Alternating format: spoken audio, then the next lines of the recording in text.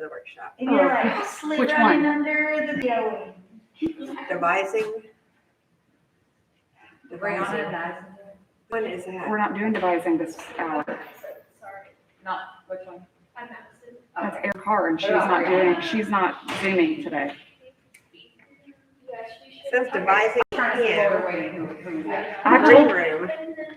she's over in the Caraway A or B right now. What, it was somebody else's name, it wasn't that me. It was wasn't whoever works Aaron? with Cody Walls. Oh, then I don't know that one. I'll go to the green room. Yeah, it said green room. I'll go with you. No, go. What?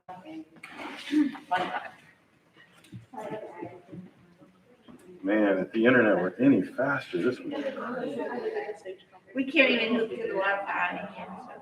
Yeah, we haven't been able It could just be this room. We can always find it. I'm texting Grace.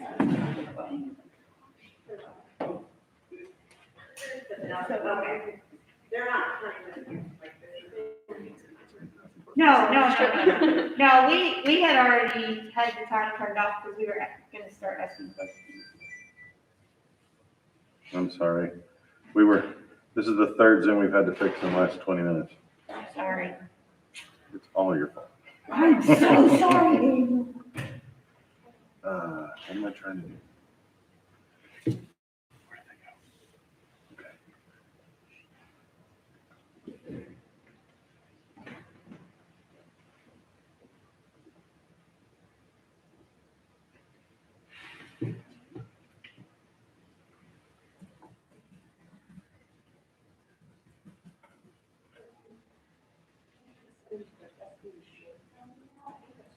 Yeah, I'm texting.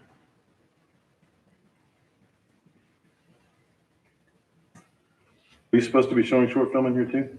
No, Okay. short film's in another room. Yeah, I was trying to say that's not on my list.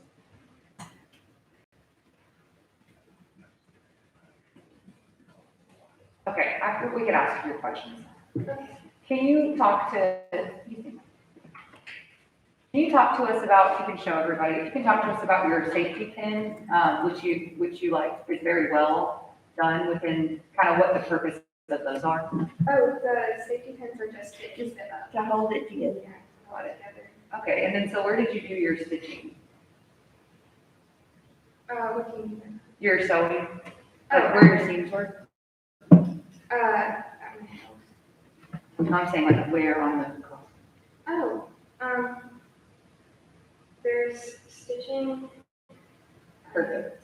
right here. I used satin binding for this, so for the suspenders, I just kind of cut the satin binding in half and then took a lighter to the edges to make them not fray. And then for this, I just folded the binding over the fabric and sewed it on. Awesome. I was just interested in more of your process, so that's why I was going with that. I had a question. Did you think about or consider elastic underneath your ribbon in case it were to fall off their shoulders and not like fit? I did, but by the time I had completed the suspenders and the costume and everything, that's when I realized that elastic probably would have been.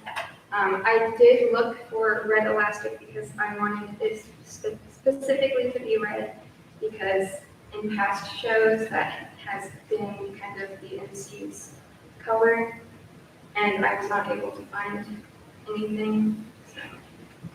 The stitching was really good. I was worried at first about the top of the zipper not going all the way up underneath the band, but you put a piece in behind it so that there was nothing to see. So that was awesome.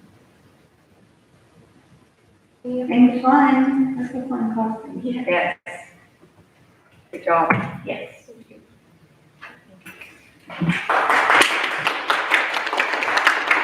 Okay, the next problem that we have. Yeah. Is, we weren't told about that these kids are bringing their projects virtually. So like they're sending the projector to project. Cool, Like I don't have their links. cool. when you do that. So do you just want us to continue on with the ones that have their stuff in person? They have their actual project? Can they email links to this? I don't have any. I mean, we Like, we have- can't even get Wi-Fi in here. Yeah, we can't even pull up the computer. I mean, they can use my laptop to do a presentation if we can get Wi-Fi. Okay. Is there anybody who doesn't have, like, who has a project that's not on a computer? Okay, the other copy instruction. Okay. Melissa? Okay, perfect. Yes, ma'am. So he's gonna set my laptop on Wi-Fi, so if you've got something that you need to put on a computer.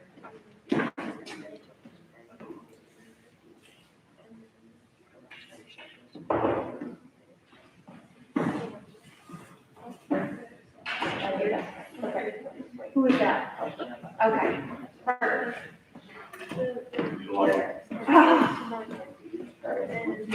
We don't know where to get.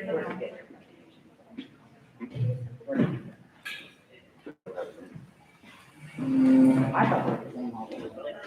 Right.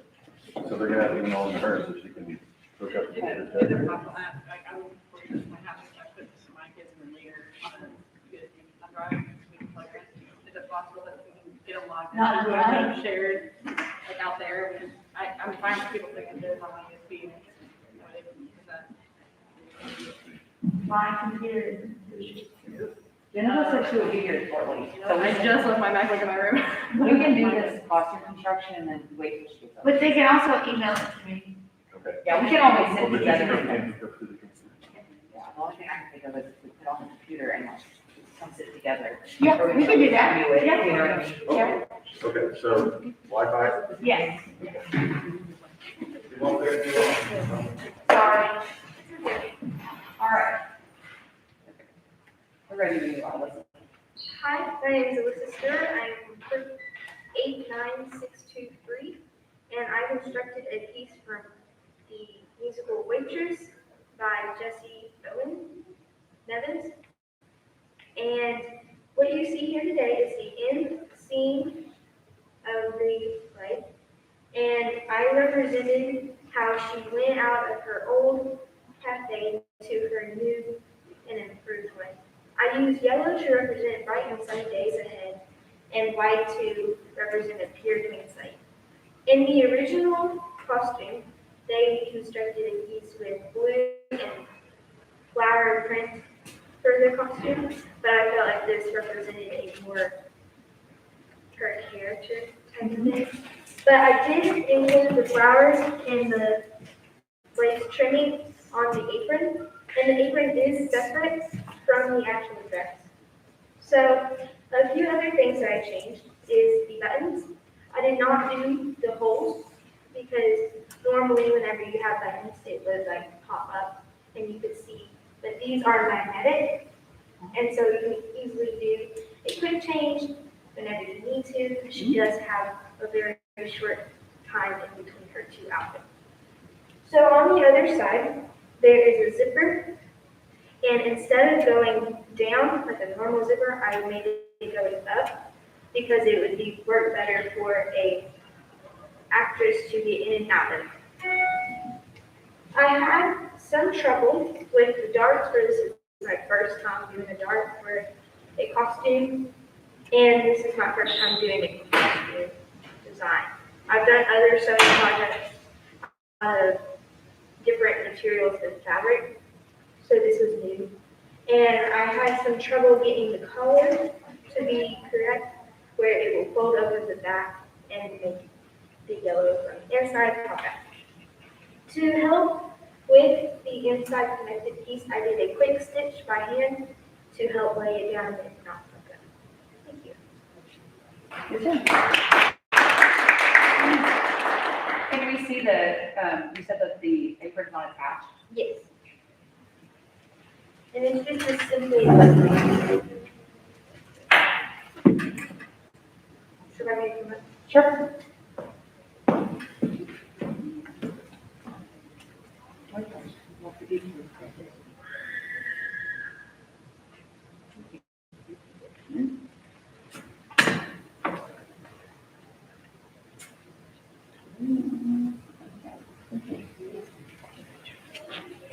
Would you like to see the zipper? Yes. Yes. And I have a question. So you chose to make the zipper go up instead of go down. Does it go all the way open? Yes, And then, okay. but it was, I did use a pattern for this, and this is where to place the zipper, but it would be the other way. There's also this recent studies about baby onesies being this way to get them easier at nighttime. So can you talk a little bit about your script research? Because you seem to have like thought through a lot of the problems that could come with quick changes. So can you talk about kind of like how you came to those conclusions based on your script research? So in the play, they is two outfits in the show that she goes through. And the first one's kind of dark and gloomy because that's where she is in her life right now. And then the next one's very happy. So I figured yellow is very happy feeling and white is new. So I used those two color palettes for this. Awesome. Nature's is one of my favorite musicals. I love it. Mine too. And the baby girl or the little girl has one that matches the mom at the end of it. It's really cool. Very pretty. Yeah, good job. I love the top. I love the magnetic buttons too. I'm gonna have to start using them. Okay. Do you guys need the time for that one or no? What was it? 2:01. So, Thank you, sir. so I guess they'll just email this and we can just sit together. Yes. Okay, perfect. Is there anyone who doesn't need the computer for their project? What are Light is on. you? Okay. Anyone else lighting design? In here? There's one. Oh, okay. All right, I guess we can just start with the computer then. I'll come over there.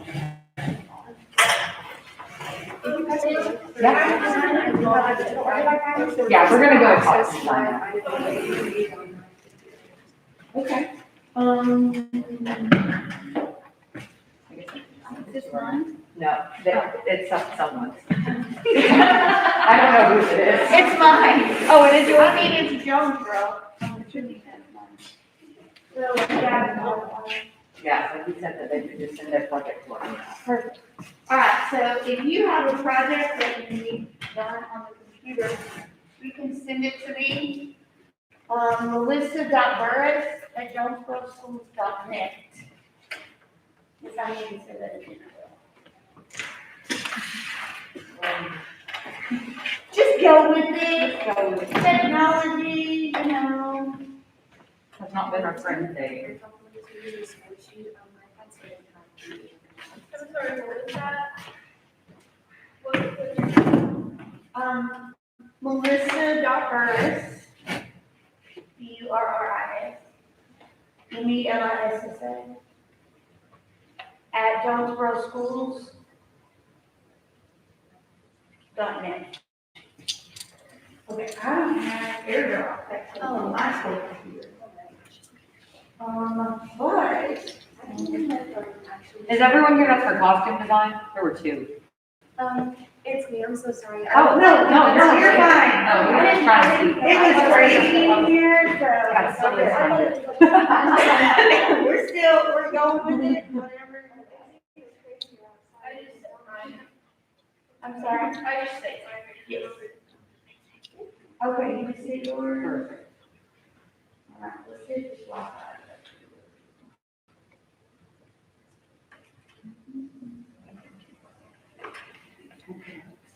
I don't Yeah. have it yet, hold on.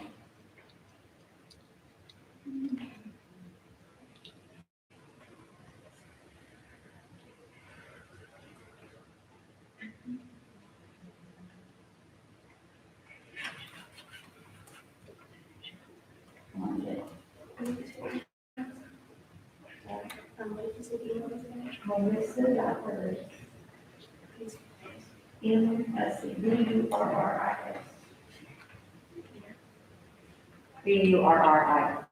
Okay. Sorry.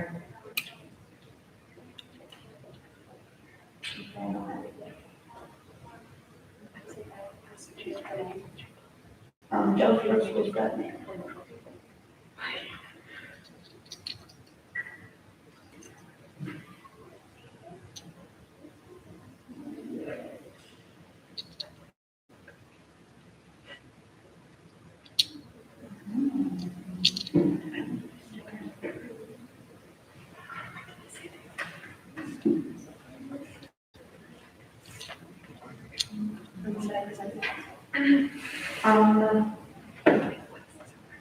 Can you show us what, like, make sure that you got it all right? That you sent the email? Yeah, let's just make sure. Because if not, then probably the. So, your email at SSA.Burris, Burris. Okay. It's just not coming in. It's just If like you want, I have it on my computer and I have my computer with me. something that is coming in. Brianna? Okay. Oh, it's not a Dover. Okay. I have Brianna.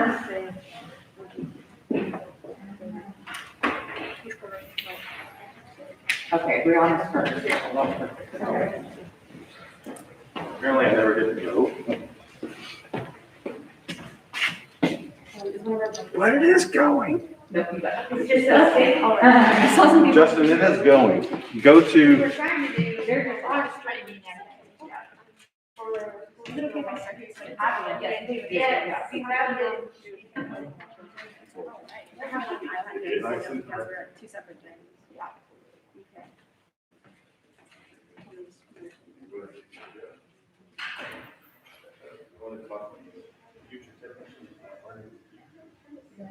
I'll wait till they No, get I'm out. here. Yes, ma'am. Okay. Okay, perfect. Hi, my name is Brianna Ifland. I'm from Troop 6560, and tonight I'll be presenting 5 renderings from Carol Pulley's When I First in the Baba Yaga and the Black Sunflower. I've used a platform called Notion for my artifact finder. You can, for example, click on these to show you the expanded design. You can click on hyperlinks for character-by-character analysis. It's the same on here. And I do have, drop-down menus for questions and costume plots. And here you can put my full notes and research. However, I do have all the handwritten stuff here. If it's not legible, then there's transcriptions at the end of those links. However, if technology isn't super up your lane, I do have a hard copy that sort of goes through how I'll be presenting in chronological order. I have my 5 designs here. My 5 designs here, and we will begin with the show summary. Should I head to the table or is this? Wherever you want to present. Okay, and I have a script with some of the marked entrances, but there's no actual writing on it because it's my teacher's copy. Okay. Baba Yaga and the Black Sunflower follows Mariushka, a young girl with a tendency for trickery. She's a black sheep of her old Russian village, populated by older folks such as her grandmother and Mr. Ruki, the old crones who believe the old way is best. Challenging this, Mariushka finds herself deep in the forest, where she meets the wicked Baba Yaga. In a series of trials and tests, Maria learns Baba Yaga is more of a grandmotherly figure than a demonic sorceress, and ultimately finds security in herself in this children's coming-of-age play. I want these renderings to marry the whimsical nature of the play with the earth roots of old Russia. These designs balance historical accuracy with accessibility for smaller theaters by keeping both the actors' needs and company supplies in mind. It takes the target audience, young children, into consideration while still suspending the disbelief of their adult counterparts. Not only are there several references to Russian folk costume, but there are homages present to several shows and types of theater, from Japanese Namahage to Andrew Lloyd Webber's Cats. The garments' patterns are naturally simplistic due to the given era, so construction should be feasible for a company of small size. Certain elements, such as the intricate embroidery, may be foregone and substituted with fabric paint if needed. Despite the number of layers in the costume, the fabric selected ensures that the actors will not overheat.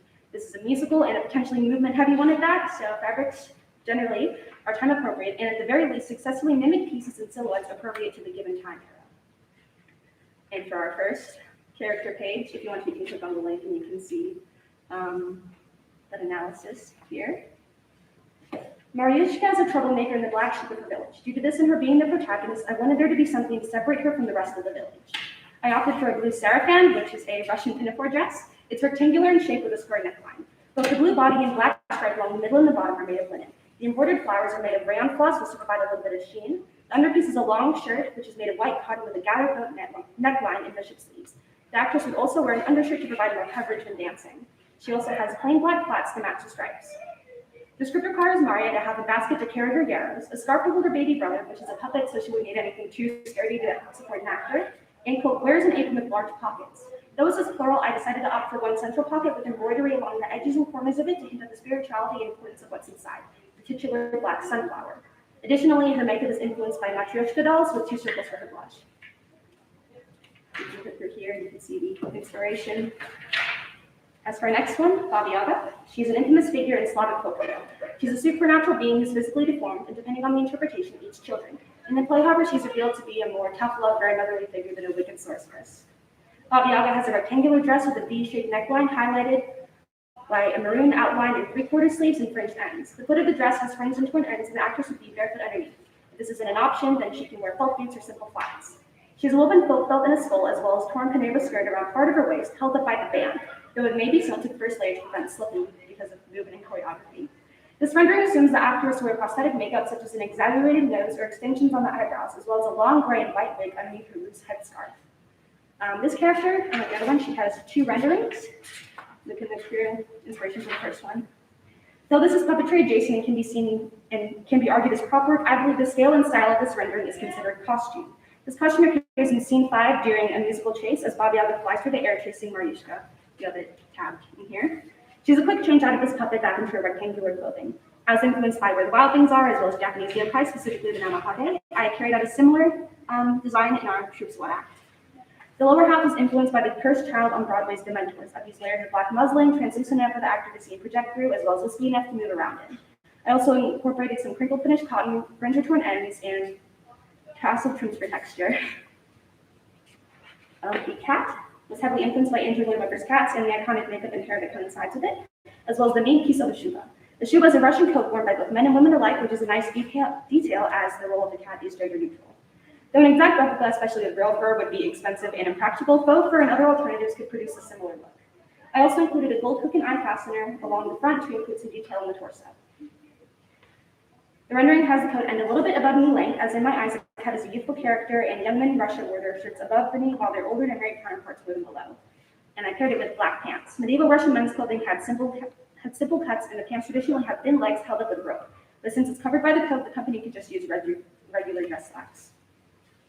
The pieces of this costume include faux fur, gloves, boots, tail, and wig, as well as makeup. Again, I was heavily influenced by stage productions of Cats. The gloves are fingerless to give the actor an option to wear acrylic or gel nails for claws. There's also pink felt sewn into the palms to resemble the metacarpal and digital pads of Cats, as well as crepe wool hair in brown, black, and orange and white along the back of the hand, combed out to match the wig.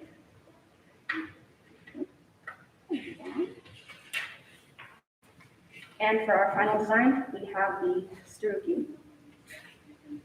Contrasting with Baba Yaga, these old crones conform heavily to the old ways and believe them to be best. Though some of the accents may be palette swapped, for example, you can have like a mustard or an orange here instead of olive. This is what the rendering would look like. They have similar pinafore dress as Maria as a nod to their shared village, but instead of an apron, they have linen belts as well as shawls to age of the youthful silhouette. They also have a tightly attached povoyniki, a pillbox hat and scarf, which is a pillbox hat and headscarf that acted as a signifier of marital status among older women in Russian folk costume. They have felt boots called valenki. This Russian footwear arose around the 18th century, but felt footwear has been present in the culture far before that.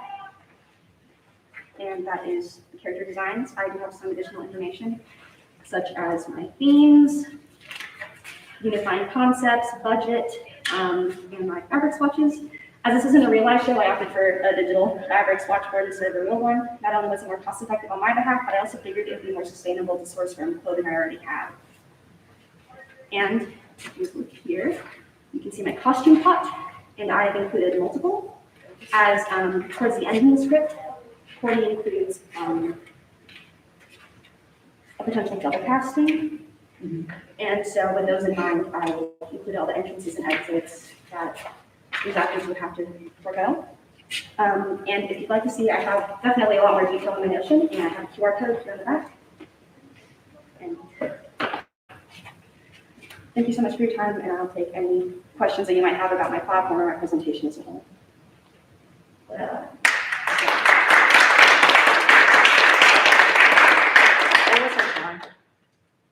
24. Man, covered it all. I'm trying to think of something. Very detailed. Yeah, your And I did a research. question like that, Charlotte, but it should be in here. I didn't have it. Okay.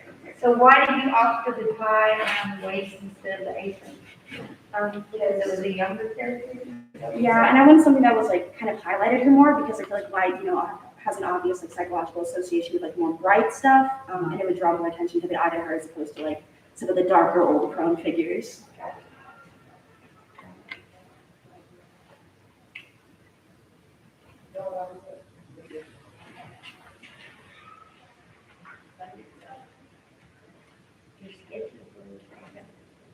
Yeah, I really like seeing how your sketches started and then your finished product. Great. They've come a long way. You can definitely see like where you've made choices. You know what I mean? Like where you changed your mind, but you still have your original concept, and then the way that they grow is really, really interesting. Questions I have? Trying to dig something out.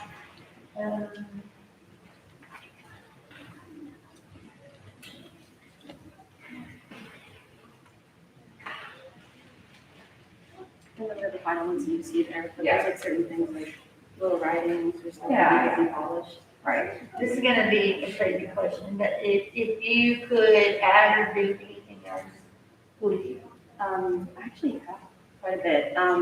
In the script, they describe the old crones as a chorus of doom, and I immediately thought of like Greek chorus, and I did some research on like, traditional Greek theater, and I thought it would be really cool to include like elaborate masks and stuff like that for the crones, and that was something that I considered for the double and triple casting. I don't know if I wrote it down there, but one of them that they play, with the yeah, and also because they would be like a nod to those different forms of Yes. theater, and I believe I included in one of my rough sketches, like a cat mask, because like the elaborate makeup, obviously you can't like take that off and put that back on like super, super quick, but if they do double casting, they just have like a mask, and I've made some like animal looking masks. I made a wolf looking one for our school's production of The Lion, the Witch, and the Wardrobe, and I used like aluminum foil, tape, like plaster cloth, and like acrylic paint. So I mean, Yeah. it wouldn't exactly be like a very expensive route to take.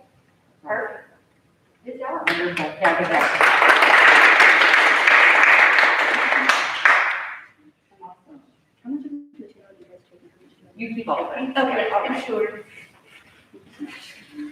Madison, are you ready? Should I copy my presentation? Oh, fantastic. That'll That'll make it easier. I'm still not getting it.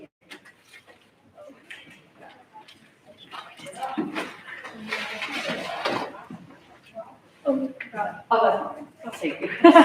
You're fine. Okay. I have these. Yes. Yeah, you're good. Thank you. Have a good day. In here is my whole presentation printed, and then I have all my sources and a bit. Okay, so I did costume design for Anastasia, and this was kind of a project I just picked because I love musicals so much, and I wanted to do period pieces that were based off of that kind of combined period accuracy with the animated movie. Can I? Sure. Yep. Pull it back here.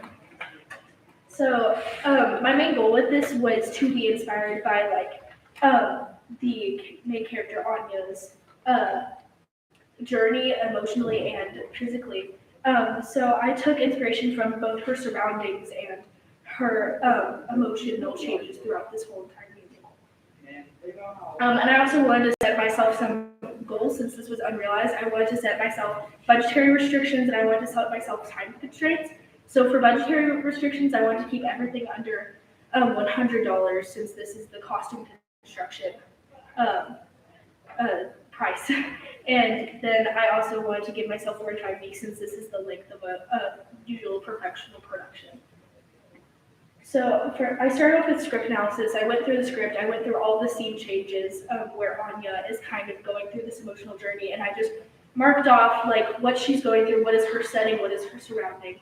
And then I did my costume plot, so I would figure out what pieces can be big and what pieces can be small, and like how quick her changes will be.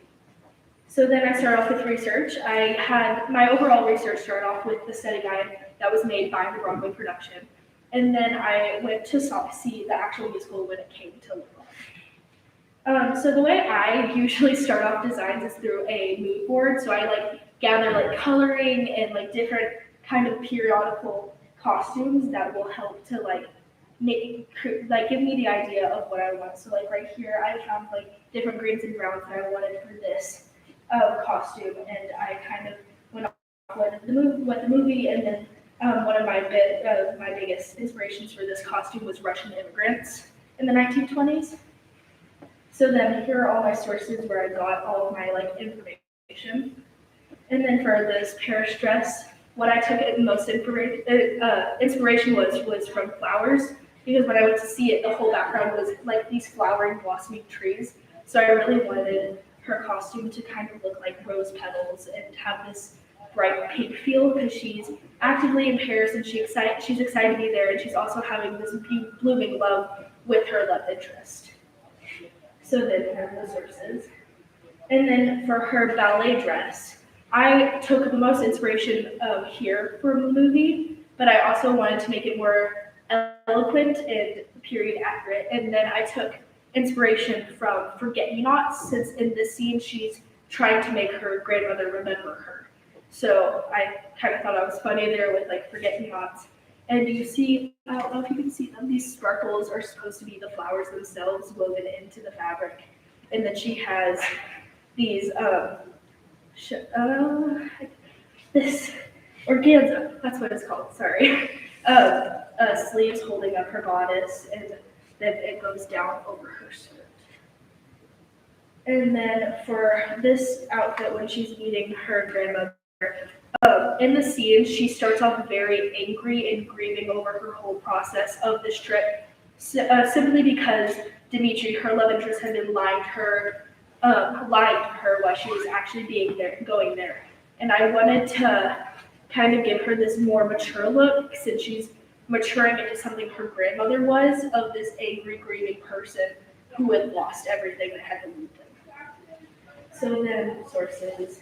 And then for the final dress, in the original musical, I saw it, she had this big red ball gown. And I've never really enjoyed that look, since red is everything communist Russia was. Like the little lyrics in the opening song is "Our favorite color is red for communist Russia." So instead, I wanted to give her this purple gown with gold embroidery, because in my mind, purple resembles red, or not red, royalty. And at this point in the musical, she's finally come to accept herself as the queen and princess she is, and she's finally realizing that she can be both Anya and Anastasia. And then here I have all my sketches. For each costume, I started off with 3 sketches, and then I would take bits and pieces I liked, and put them in 2 more sketches, and then I came up with my final design. I did that here too. Here. And then here is just me trying to figure out color palettes, trying to kind of figure out what color would go where on each costume. And then here are all my final sketches, and then final renderings. I don't know if this will work. So here are like speed paints. Because I did it digitally, so these are printed, but I did it all on my iPad. Awesome. But yeah.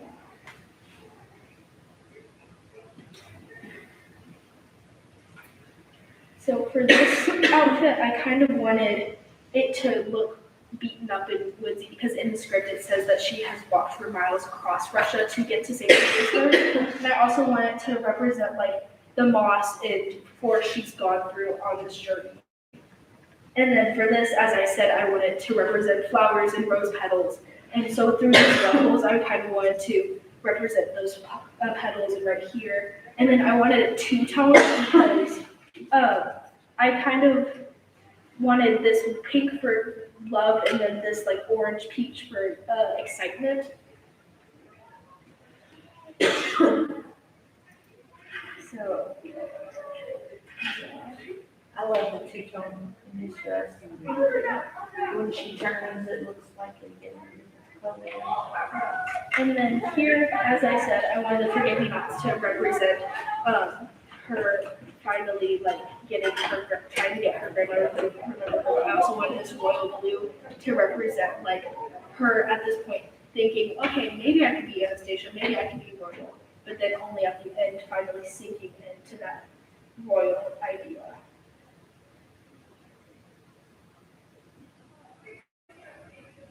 And then for this outfit, one of my biggest inspirations is actually like velvet seats in a theater, since she's coming right out of the ballet and from the theater.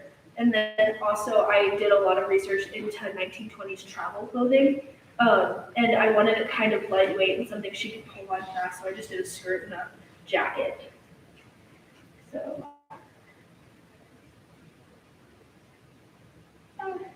Okay, and then for this final one, I drew all the embroideries by hand. And I took inspiration from Queen Alexandra. Yes, Alexandra, who was Anastasia's great grandmother. And one of her dresses has this exact kind of swirly embroidery on it. And I kind of wanted that symbolized. And then I also used amethysts on her costume, since amethysts can be both found in France and Russia. So I kind of wanted that to represent her both coming to the end of being French and Russian, of her past and her future, both being in these places. And then fabric swatches, and then through all these swatches, I did stick to my budget. And then, yes, I really enjoyed this process. It was a great time for me. It was a great stress relief. I love doing this, and it's great. So thank you. Good job.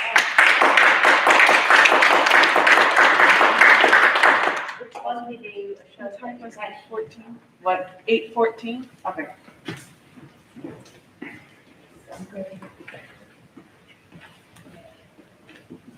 Talk to me about designing on the iPad. Okay, I love designing on the iPad. Yeah, tell me about it. The main thing I love is the undo button, because so usually what I do is I'll just do a really rough sketch, and I've been doing digital art since What kind of 8th grade. program is it? What's It's it called? Procreate. Okay. So I usually will just do a rough sketch, and then I turn down the opacity of it, which makes it lighter, and then like do my final line art over it. And I like being able to like zoom in and undo button and all of that. Isn't that a Awesome. class that you have at school? No, I taught You myself. did that yourself? Yes, all of my art is self-taught.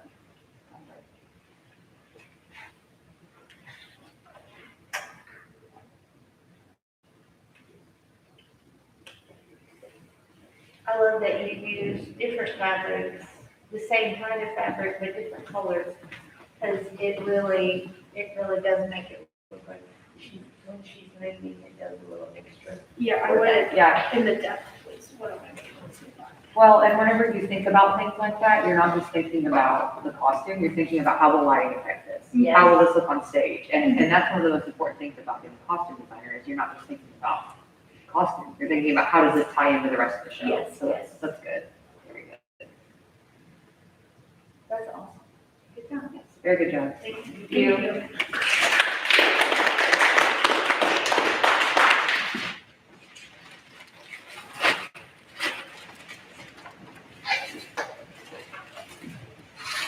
Makeup is on here.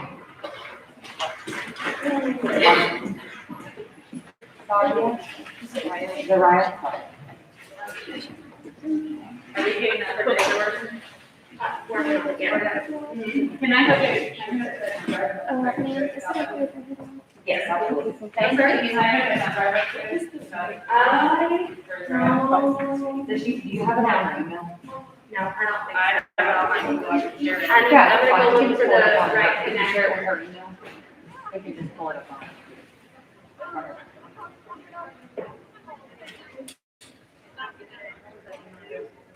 This is not her.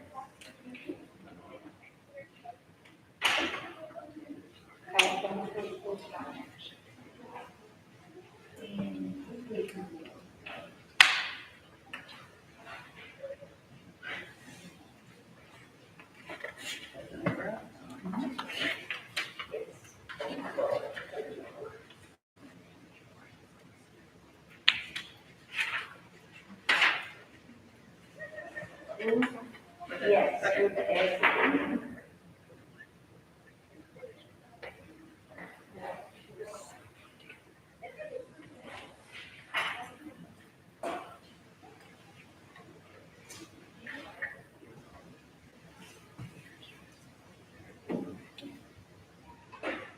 She kills monsters. It's funny. I should have. Oh, there it is. I didn't talk about it. Okay. I watched that at ICF. Now I can let her present from my computer here. Okay. If need be. This is the audience. This is good for me. I mean, yeah. It's the picture. What is the? She was her. She's right everybody. Okay. Oh, they got it. Huh? Yes. Yup. Oh, y'all got it there too? Yeah. Sorry, however you want to do it. I'll just go. Okay. Okay. Because I was with my paper. Do I just start? Whenever you're ready. Whenever you're ready. Alright, so I am Zara Smith, representing Troop 7955, and I will be presenting a conceptual makeup design for She Kills Monsters.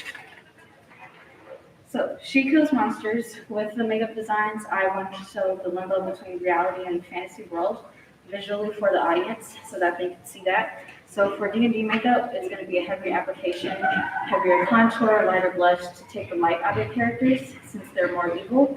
And for reality, we're going to use basic stage makeup just so that the audience can see the face, but we don't want it to be noticeable that they're wearing makeup. So it's going to be heavier blush to add more life to the characters, get lighter contour. Exceptions would be the cheerleaders ending and the She Kills Monsters play for 90s makeup inspiration, Gabby and Evil Tina.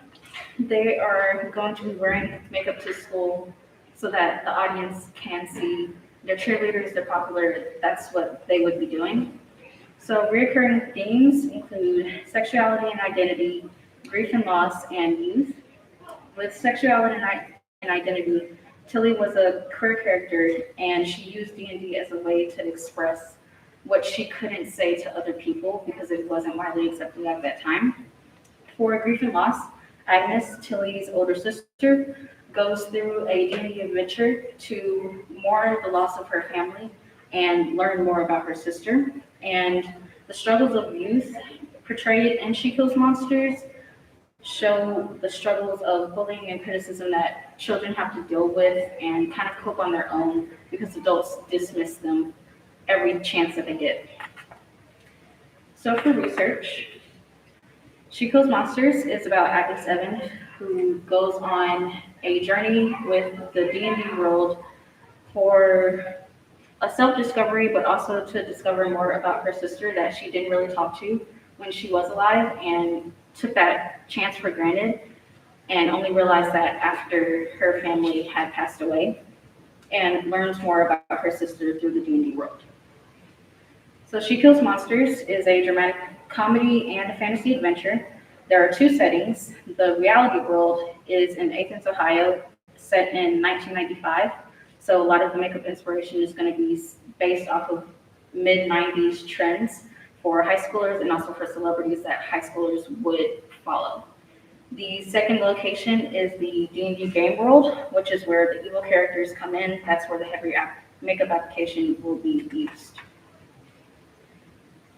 Some special effects are needed. This would be fake blood for Evil Tina. She is a succubi, which is basically an evil bat. So the script indicates that she has dripping blood on and around her mouth. So that's the only special effect that would be needed. So for the makeup designs, I created inspiration boards for each character based off of D&D pictures that makeup would be based off of, as well as real life pictures and color swatches. So for Lilith, she is a D&D character, so she's going to have darker makeup application. This is going to be darker browns with inclusion of black. For Kelly, she is a character in the real world, so she's only going to be using basic stage makeup colors. So tans, browns, something that doesn't attract the audience's eye, but still makes the contours of her face known so that the audience can see her face because actors get washed out with the lighting and the distance that the audience is away. For Calliope, she is a D&D character, so she's going to be wearing darker application of makeup, heavy contour. This is going to include dark browns as well as blacks.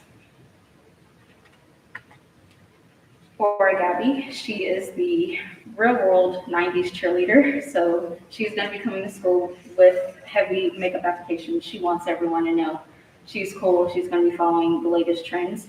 So she's going to be wearing pinks, all shades of pinks, heavy eyeliner, and bright colors on her eyes.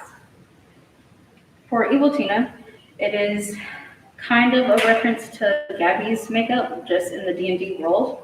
So we're gonna add dark purples as well as black. So for budget, a lot of the budget is gonna come from group makeup, so buying in mass supply and then sharing it between the actors. The only things that would be considered or constraints would be personal hygiene products, so eyeliner, lipstick, things that you wouldn't want to share with other actors. So design techniques used would be basic stage makeup, as well as blending techniques and contour. This is mainly for the real world characters who, like I said, you don't want the audience to know that they have makeup on, but you still want their face and their features to be visible. So we're gonna use a lot of basic stage makeup techniques to add color and depth and contour and elevation to their faces. The makeup plot for She Kills Monsters is in order of appearance. Red is going to be dark D&D makeup, and green is going to be real world makeup. So we have a switch. The only major switch is scene 14 to scene 15, and back to scene 16 with Calliope turning into Kelly, turning back into Calliope because it's played by the same actor, just different characters, where she'd have to go to a darker makeup transition into a lighter one, back to dark. So preliminary sketches for Lilith Morningstar. She is on the left side. She's gonna have heavier contour, lighter blush applications because she is a D&D character, so less life in her, as well as red contacts is what's indicated in the script. A bright red lipstick to match with the contacts and black eyeshadow.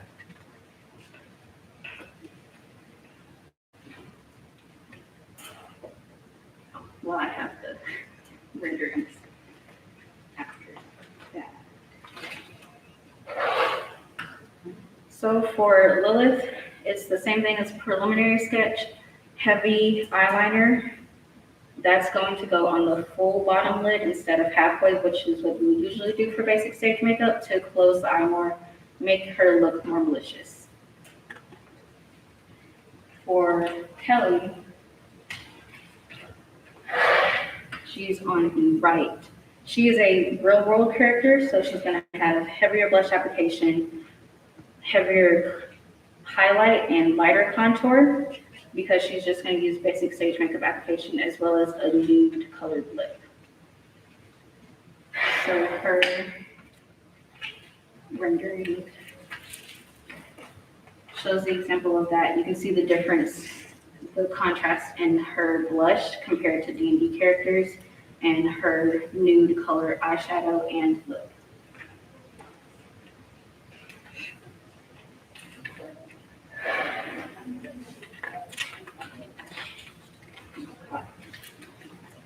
For Calliope, she is on left.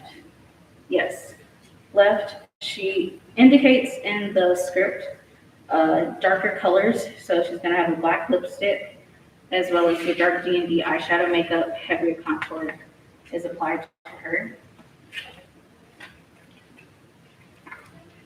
And in her renderings, that shows here, lighter blush application, heavier contour, eyeshadow, darker lipstick.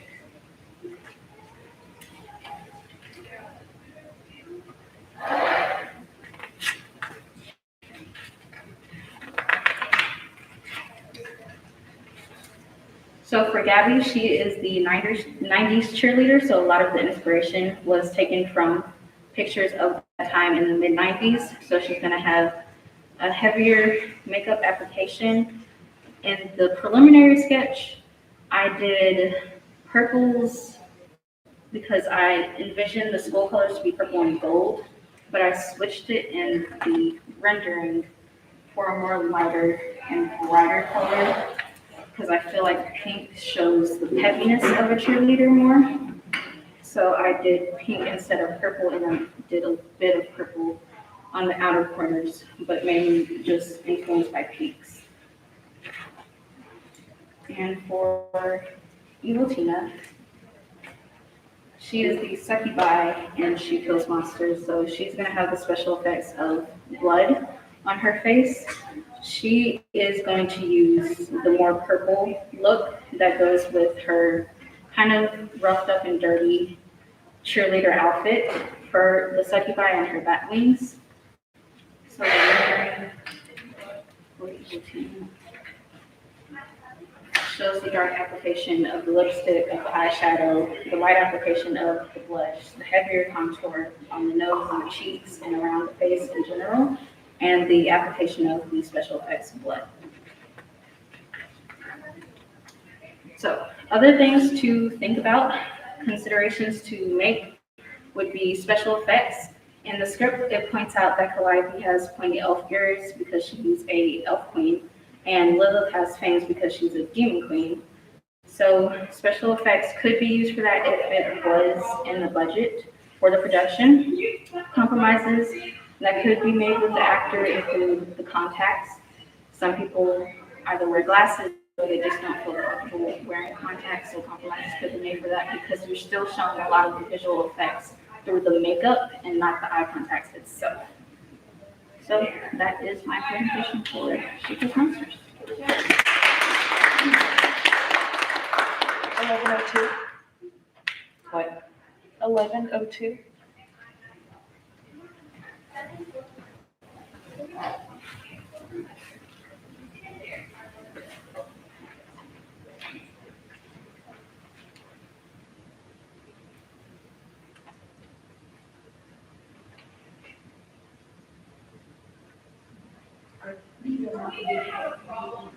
No, these are hand with actual makeup.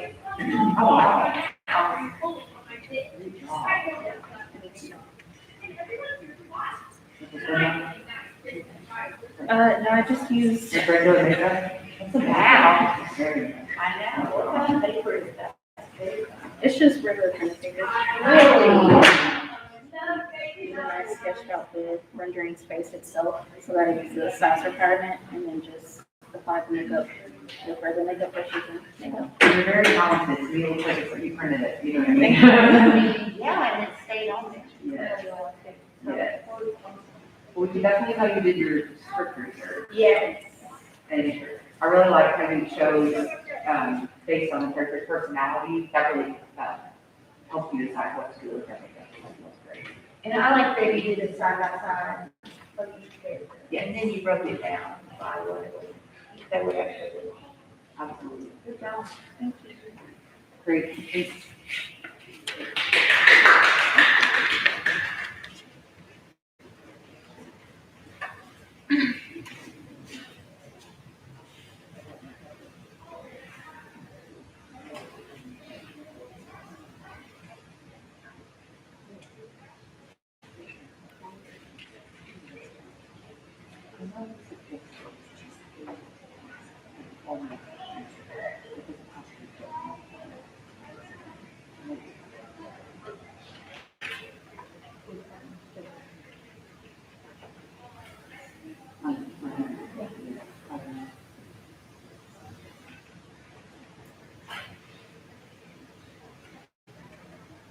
Abby? Oh, okay.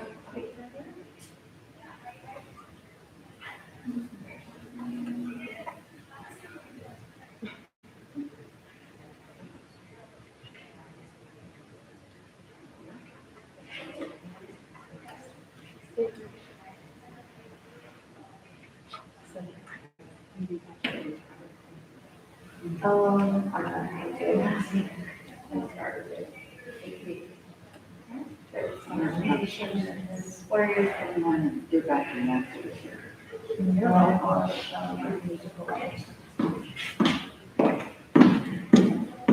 I don't know. We need some clarification on something. You know the volleyball team, so like, the whole one is totally, but like, isn't 8-4 just like guidelines? Okay, yeah, because I remember in Catholic. Is that 12 of your questions? See, that's what I'm wondering, but like, That's usually what it is. we're kind of like giving some feedback as we go, so we just want to kind of make sure that. Okay, cool. Cool. Oh, you're fine. Can we get pointed? Yeah, I was going to. Make it down on the correct. Here's my new one. I'm entry 2620. And this is my mega designs from your disease. Sarah rules your LSE, sorry. So, Eurydice is a play about a young girl who falls in love with a musician, and then she, on her wedding day, sadly dies, and then goes to the funeral, forgets everything that she ever knew about her past, and reunites with her father, who she doesn't know is her father. Her father spends a while trying to figure out how to have her remember, and then in the story it goes on with her remembering and then having to go back to the underworld because Wolf gets sent back with the deal with Hades. So we can't get into my statement or any of this right now. We try to record, but with my script requirements, I really try to find something that would help me figure out the character's personality. That's what I went off of really when I was going through, because it didn't describe a lot about the characters, just more of who they are as people. Throughout the play, they will be wearing the same makeup for the entirety of it. So a couple of the themes in Eurydice are love, loss, and reminiscing, which you can see with Orpheus and Eurydice and her dad. Eurydice dying, Orpheus still being alive and missing her, and then Eurydice and her father talking throughout the entirety of the play. My unifying concept was based off the different types of personalities and all the characters from dark and conniving to the bubbly and light features of Eurydice. And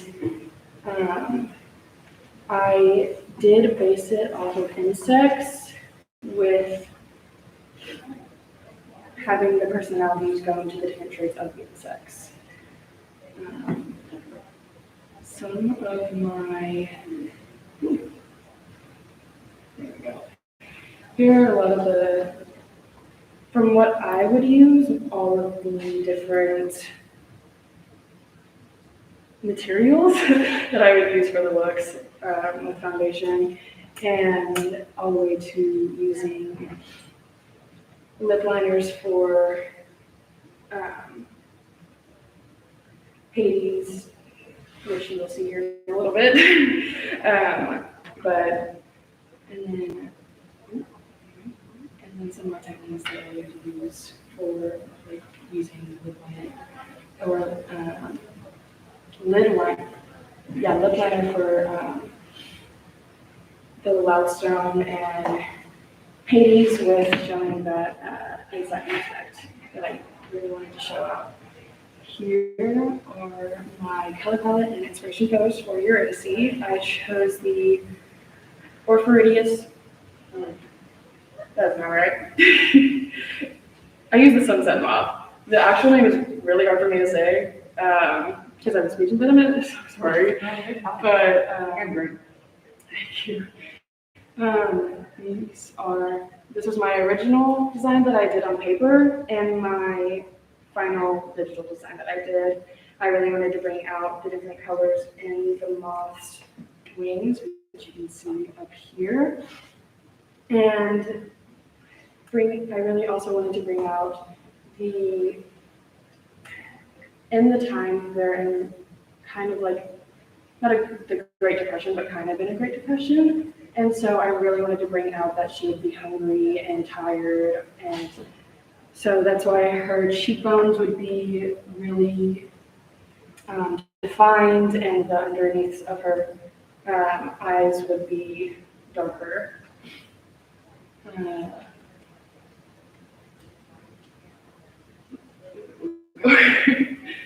So here's Orpheus's. I chose the grasshopper for him from the aspect of music and with the colors of a grasshopper and his personality of being like a warm tone in my mind.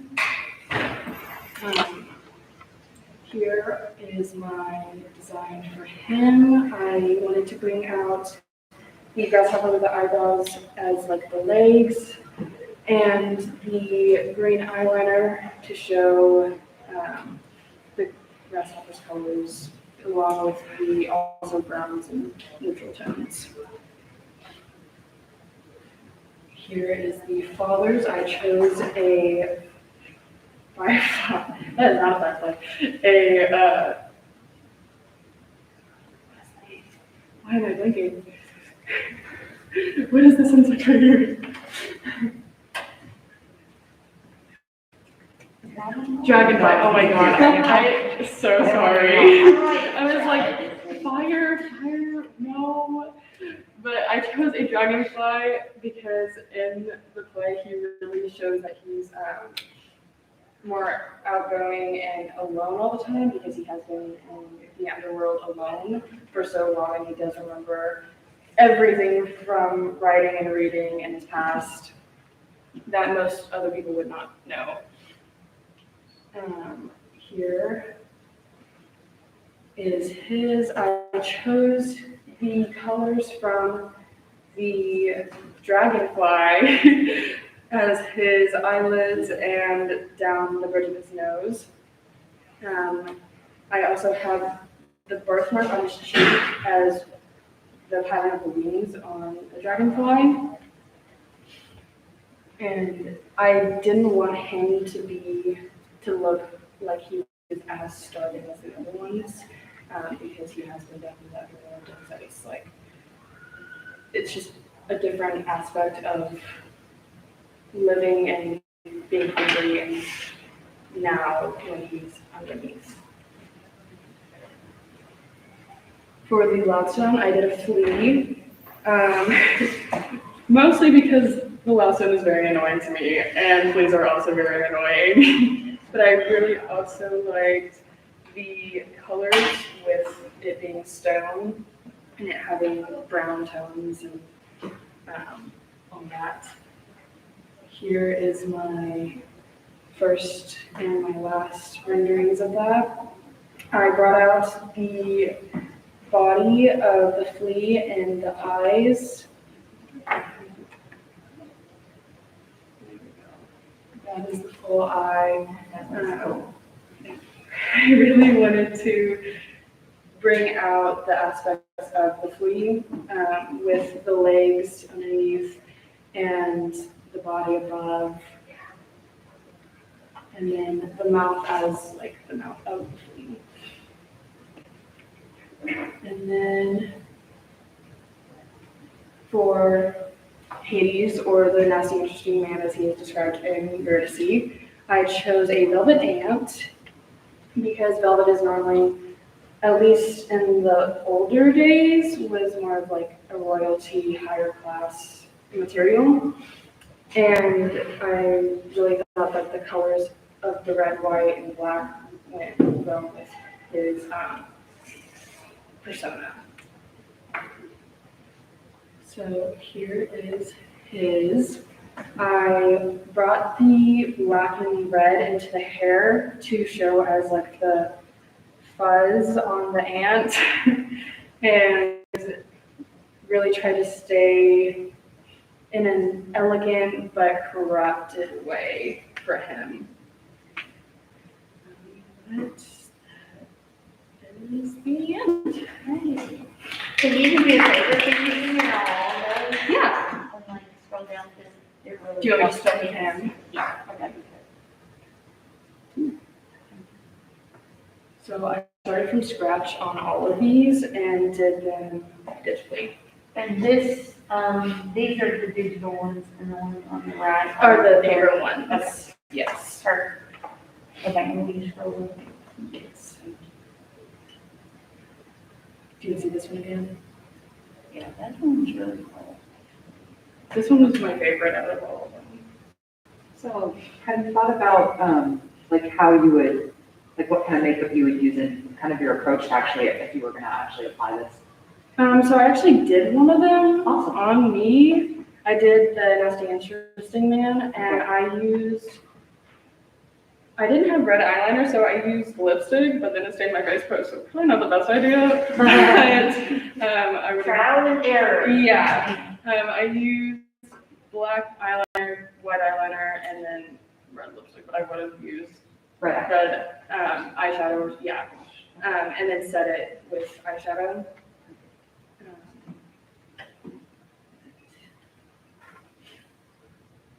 And then you got a lot I of, like that you made on his scar on his face, the shape. you got a lot of, you know, detail. Yeah, I spent a lot of time on his like features of being older. So you chose to use the inset as your inspiration for each one? Yes. Is that what you said? So then I mean.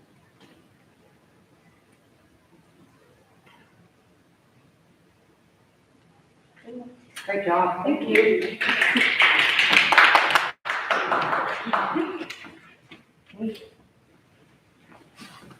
Here you go. What do you think? It's up to you. All right, thank you. I have to go Yeah, across so that. there's somebody in here, and we are.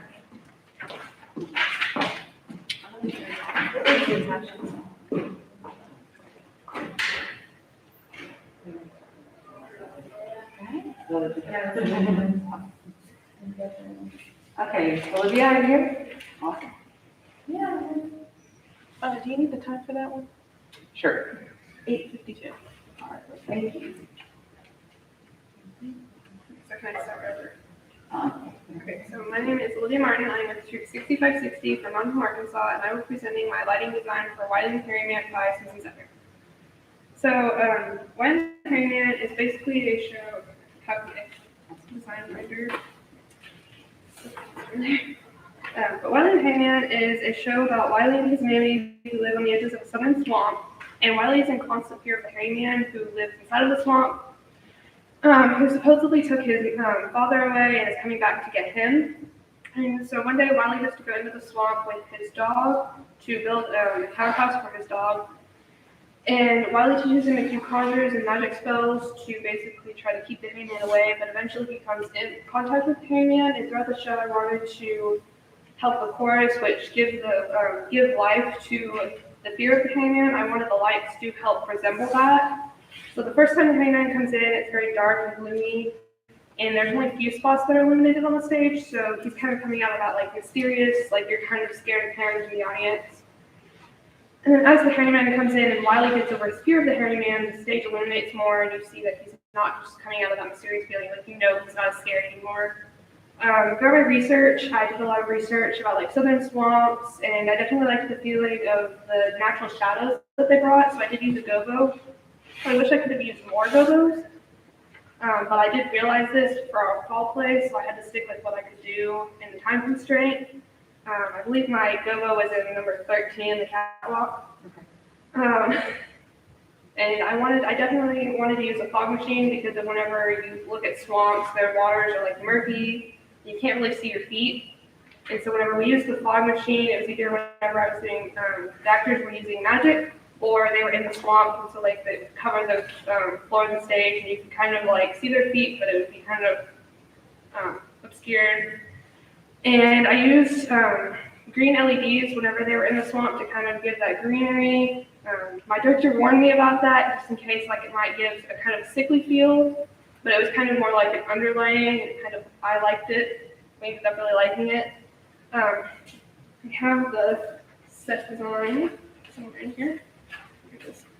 So our set, we got trees that were stationary back here. We had 4 of them. The house moved back and forth, and the bench came off stage and we sat in these 2 positions, as well as the tree. This is where the gova was focused.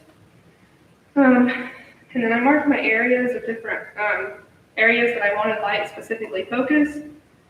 Chorus usually would sit back here in the trees whenever they weren't doing something with Wiley or something. So I wanted to make sure, like in the beginning of the show, they only had overhead lights, so you could you saw a lot of shadows on their face. It was, they were more gloomy, mysterious, but then as the show progressed and when we did the last Wiley Sits Up, I had more light on their faces, and so you didn't see as many shadows and they weren't as mysterious.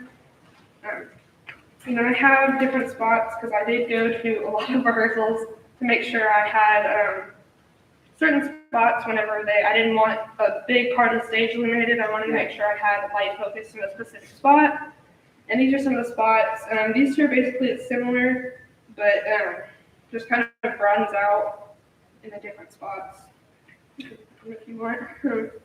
Overall, we have 24 source 4 lip soils in the catwalk, 20 over the stage and 3 electrics, 24 LEDs, which are 10 in the first and second electric, and 4 in the third electric. We have 12 sight lights, and we have 29 Fresnels. I did my responsibilities. I was not only the designer and the technician, but I was also the operator for the show, as I'm like one of the only people in our school who know how to do the lighting. Yay! I love lighting. But so I was given kind of the freedom to design whatever I wanted with what we had in the Dunbar. It was a big constraint because if I had like intelligent fixtures, I definitely wanted to kind of make more of the magic feel, but I only had certain fixtures and I had to stick with what I had. So I learned a lot from our technical director, Mr. Maupin, and he showed me different ways that I could get the same look. It might not be perfect, but it did give that same feeling. All of our lip soils use 2 different gels. We have No Color Pink, which is this one right here, and No Color Blue. And it gives the warm and cool feeling that we can layer on top of each other just to kind of make the skin look more natural.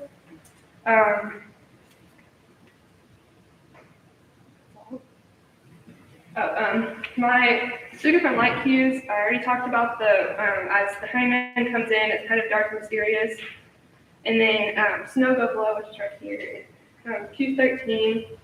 It's Wiley creates an accidental snowstorm with magic in their house. I used a lot of blue LEDs in that to kind of give that cool kind of feeling. And I wish that I had intelligent fixtures, because if I had maybe let them spin and have some gobos, and it could give that more blizzard feeling than just a calm snow. But I enjoyed doing the lights, and this is my first show that I actually designed. So it's really stressful, but I enjoyed doing it, and I look forward to doing it again.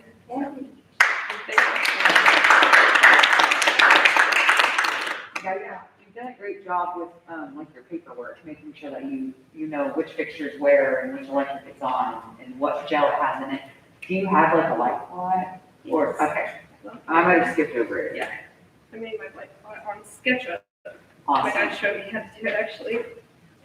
Okay, perfect. Yes, and I think on your virtual submission you showed it bigger in SketchUp. That's fantastic. Wonderful.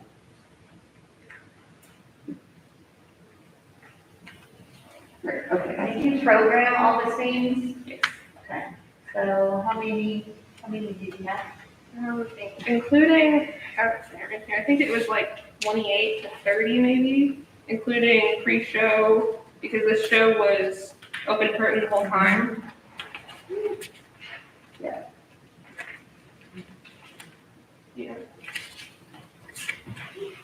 Well, and I think you did a great job, you know, you were talking about, wanting intelligent pictures, and they are nice, and they have a place, but, it looks like, just looking at your cue list and what you've programmed, that you use your LEDs to your advantage. Yes. And that you use your gels to your advantage, and so that and your gobos, like you said, and so you use the resources that you have to still create the mood and effect, and, you know, you can have to feel really happy, so great job. And nobody in the audience was going, it's only that. They're like, what, that was great. Yeah, we got a lot of compliments with this. They liked the show. Most of the tech parts of this were either designed and realized by students. So a lot of the times I was meeting with students other than our director. Our director was like, "You have freedom. It's your creation. Yeah. Go do what you want." Awesome. Absolutely. Great job. Yeah. Thank you. Your kids are about Can we take 5 minutes? Take 5 minutes? Okay. We're gonna take a 5-minute break and everything. Awesome, because I could really find their stuff. I'm just There you go. Can I just leave my stuff? Yeah, perfect.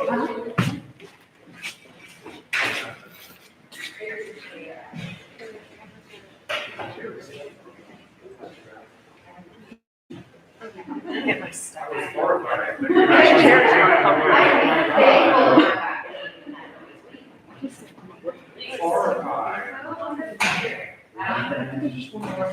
And it's the other wedding.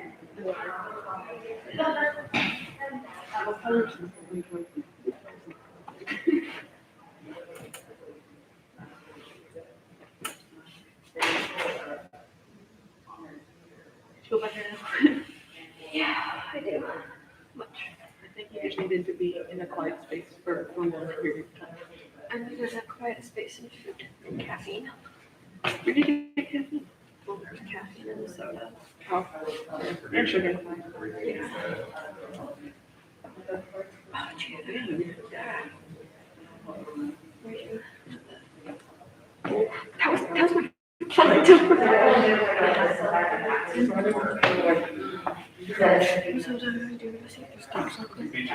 Ducks? Oh, yeah, I forgot we wanted.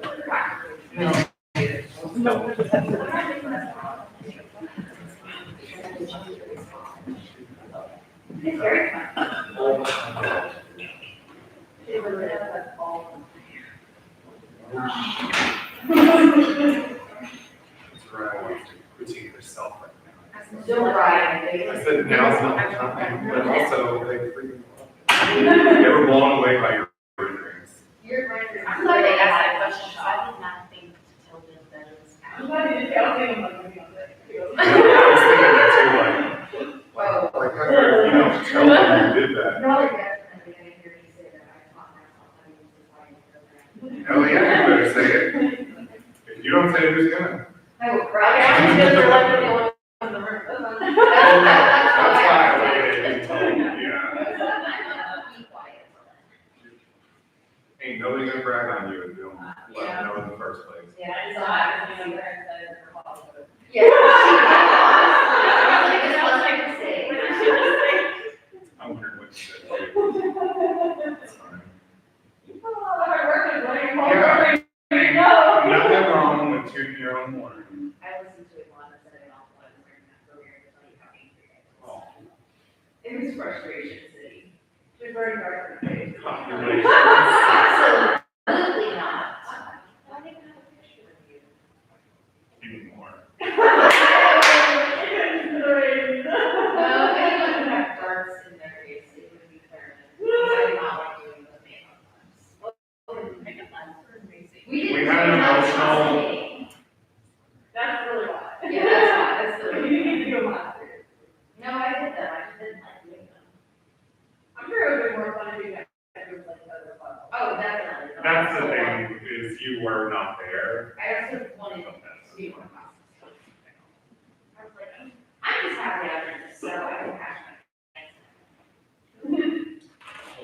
my cab. They all really do though. God, I wish I could do.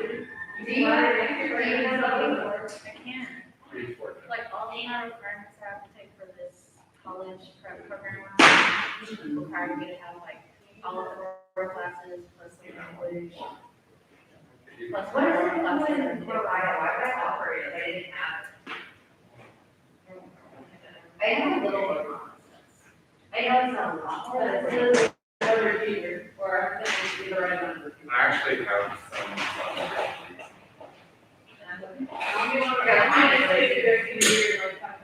I took it back hard, I don't know. Admissions. Yeah. This is what I heard from the colleges with the college prep. I had this plugged in for college, that was about 5 minutes. Right. A lot of it comes from your normal sport. Like, don't get lazy. She got the Oh, yeah, she did. My mom upgraded. I'm like, okay, how much is that? Yeah, how are you? Y'all, New Year. And that is a feat in and of itself. No, I'm doing all right. How are y'all doing? We're about the same. I was like, and it's only night one. I know, night one is the word. So, Day two, you work through the kinks. Next time, lady has a question. I was supposed to go to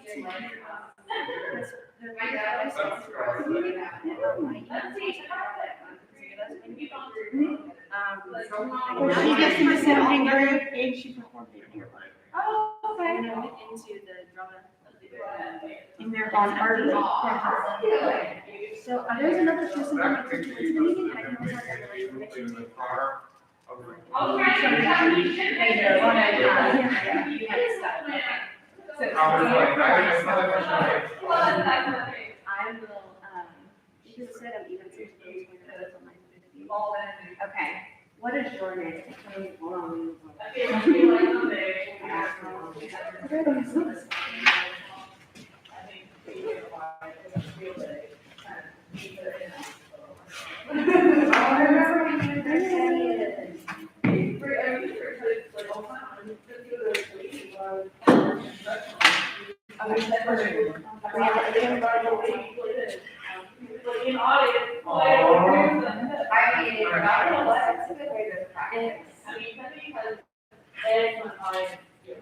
He's got audience editing. I mean, he does, another. well, she hasn't had the opportunity to learn these things. She has only lived I'll through contact college. Well, sure.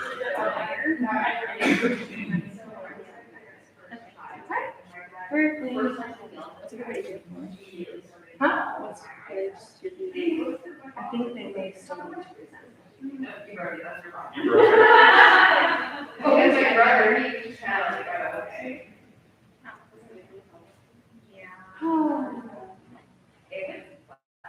I'm gonna say that they don't want me to beat myself up. She's already asking us to keep her own. We're not doing it, I'm sorry.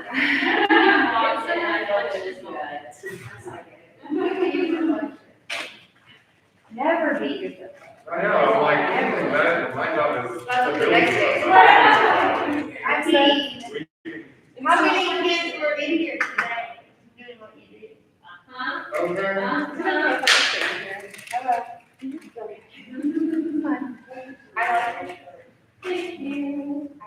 It's giving me Melissa, sense. you'll still just have one lighting design in person? Yes. Okay.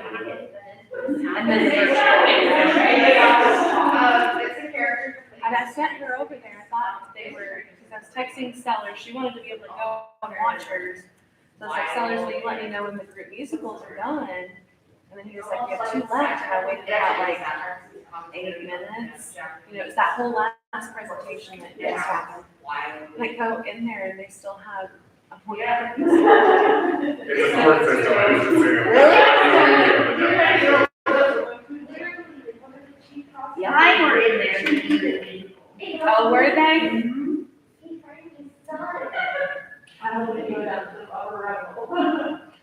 which, what number were they doing? Requiem from Oh, Dear I Evan didn't Hansen. get to see that one. I did get to see it on Open Water, and it was beautiful. Thank you. I They looked at all the others that are in there, and they're like, these are gonna be big, huge groups, they're really gonna kill us. It's not. It's supposed to be an unprotected. Exactly. Well, and their voices just blend so beautifully together. So I had to check them out because I love their musicals. I didn't get to judge it this year, and so I wanted to go look and, see what everybody did, and I love that song. So they did a beautiful job. Hey,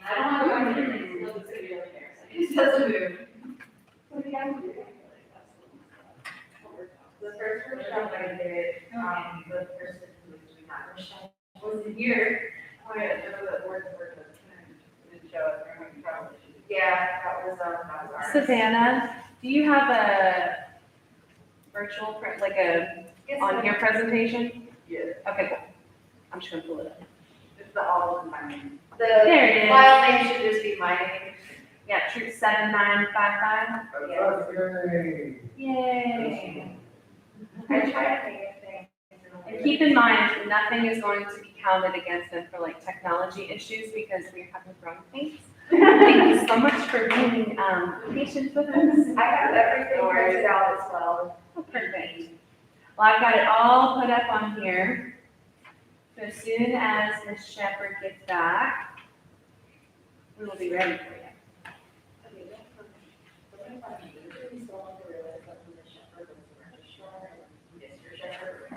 Oh, sweetie. Hello? Shut your mouth. I mean, you never learned that. Did her last year.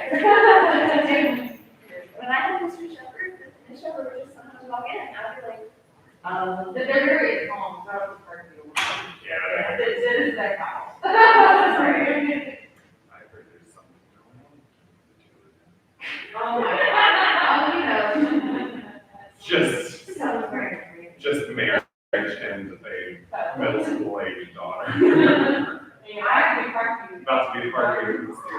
Like, She's doing dance though. no, you're not fine. Is she? Heck, yes, she is. Oh, science. Leave me alone.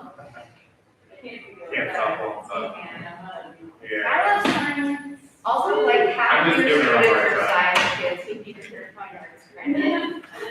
Savannah? Oh, no, I really do person to the stage back. I just make her You wanna cry. I literally looked at my grade with one of the video, which is the whole thing, I did for sign, and it's like, how to do that, because they were still so much. I'm sorry. And you know I work so easy. I'm like, did you do it? Yeah. I don't think so. Savannah, you wanna come just scroll through this, make sure everything's there that you need? Try not to fall as I get into the chair. This is the candy store.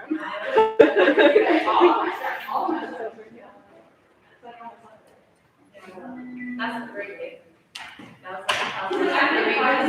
It happens. So they were done with group musical and Thank he's you. like, we have two more, and then we went through a whole presentation, and I was like, surely. It's okay, thanks for trying. No, I liked the little musical interlude. Oh, yeah. I thought it was funny.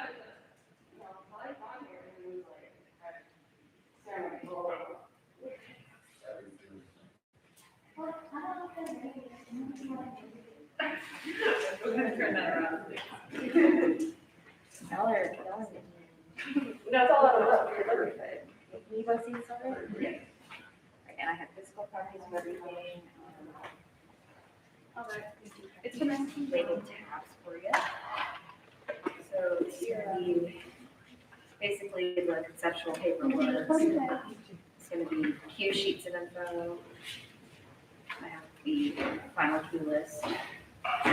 And your magic something like that. They won't stick together. I've got a version of this, so if you need to look at anything a little closer, feel free to move it around.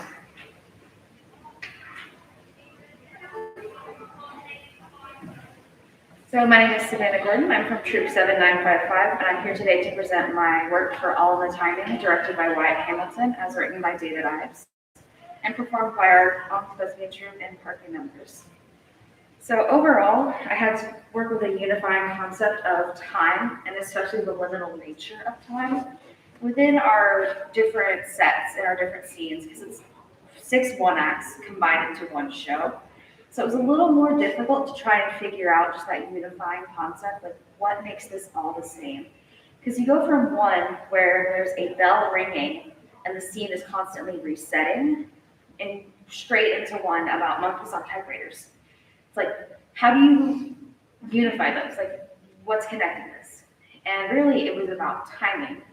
Because eventually, with enough time, those monkeys are going to write Shakespeare, and enough times to get it right, those two are going to fall in love and have that proper connection instead of the misconnections, as mentioned in the actual script.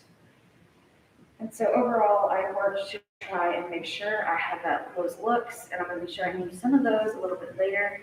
But as responsibilities went, I was the student light designer and also one of the members of the build team. So light and sound tend to be the smallest build team out of all of them, just because not as many kids sign up for it.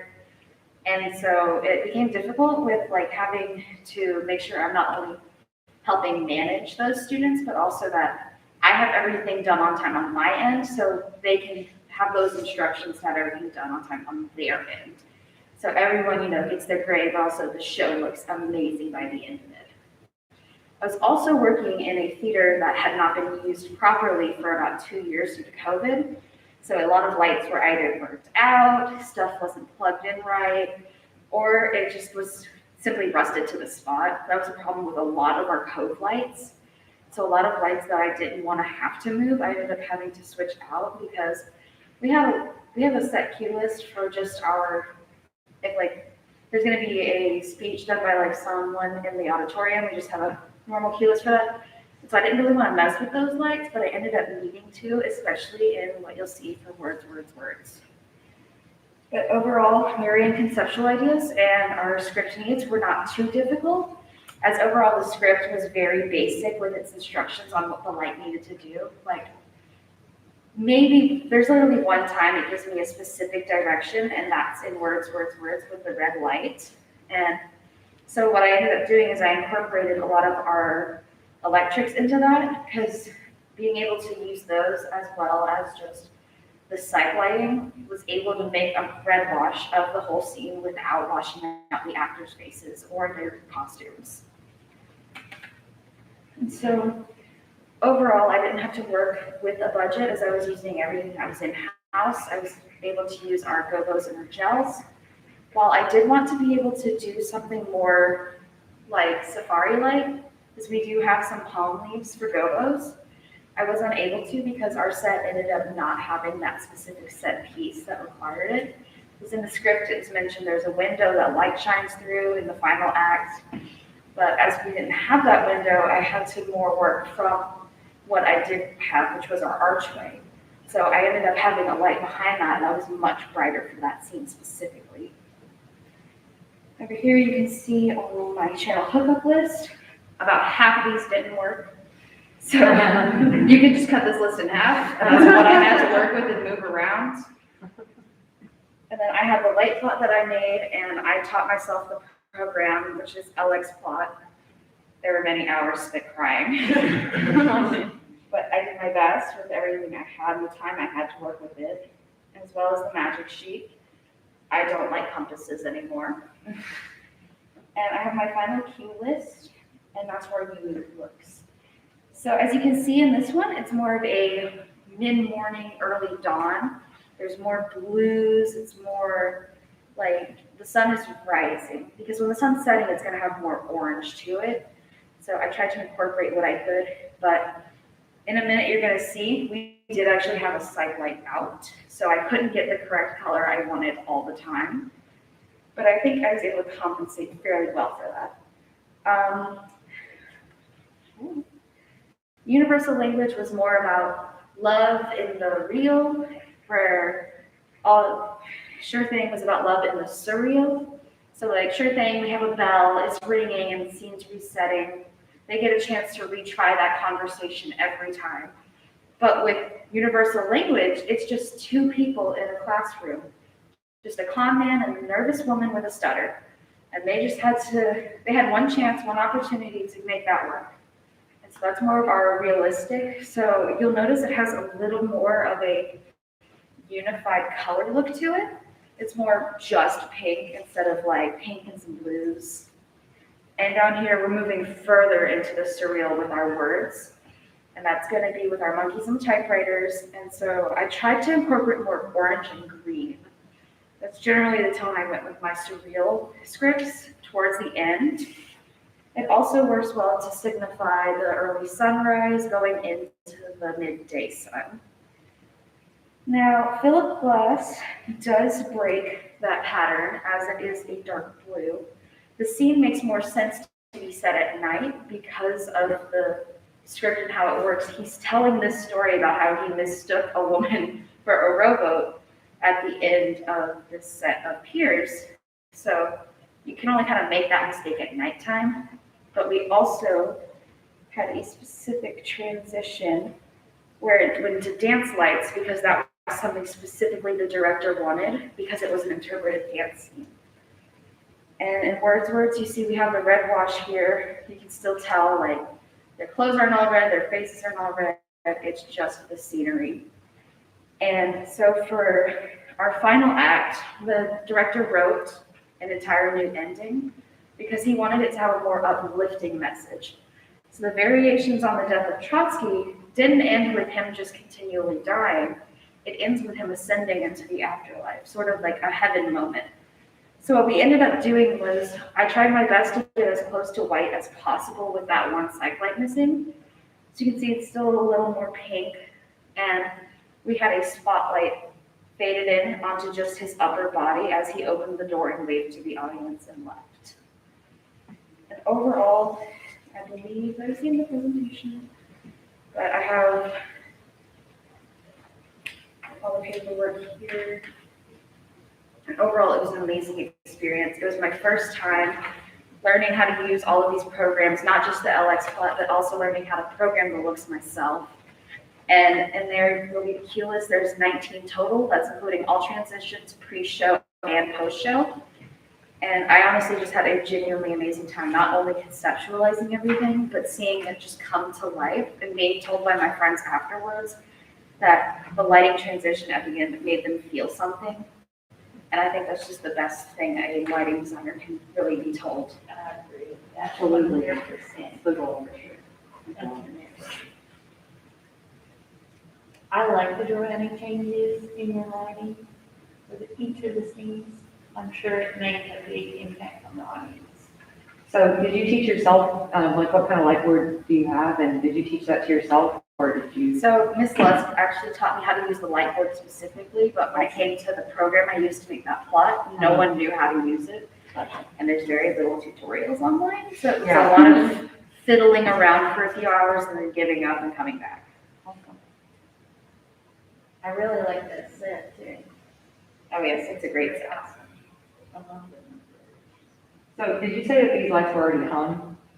So we actually had to hang those, but they Okay. were in-house inventory lights. Gotcha. So you had the inventory and then you said that they hadn't been used. So you had some, had to go through. Yeah, we had to change Gotcha. a couple out because they were just, And so this light plot is something that you hung from scratch.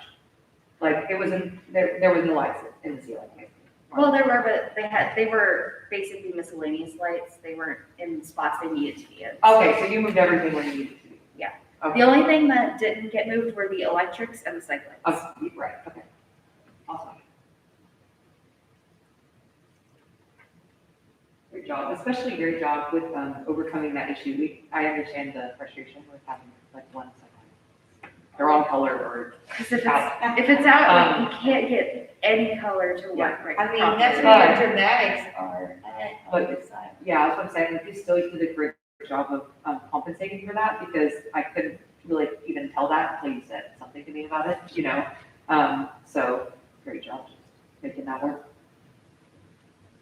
Awesome. Kind of like you were talking about, you were trying to get it all white, but that one side is a little pink.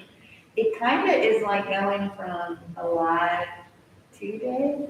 Right, So and it's the the side transition that he's to that, exiting on as yeah, well. it kind of went along with that, so I think it still works. Happy little accidents. That's Yeah. fun, right? Yes, yes, yes, yes, good job. Keep up the work with learning those programs because they are very time consuming and taxing, but it will be a, Once you know it, you're an Yeah. asset. yes, absolutely. Fine. It's a valuable skill. It is, I need to know more about lighting, maybe you need to come and teach me some stuff. I'd be happy to teach you, it's frustrating to learn.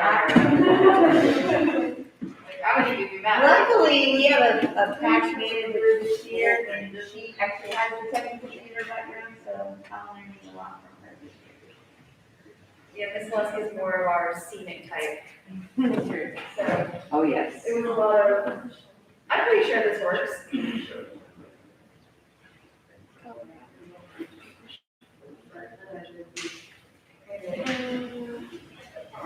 Oh, it was a car.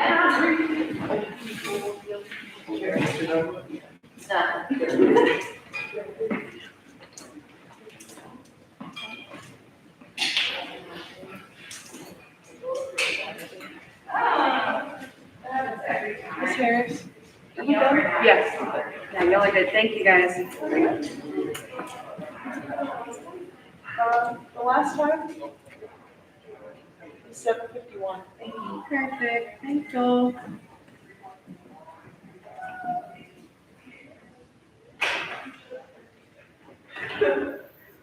The thought.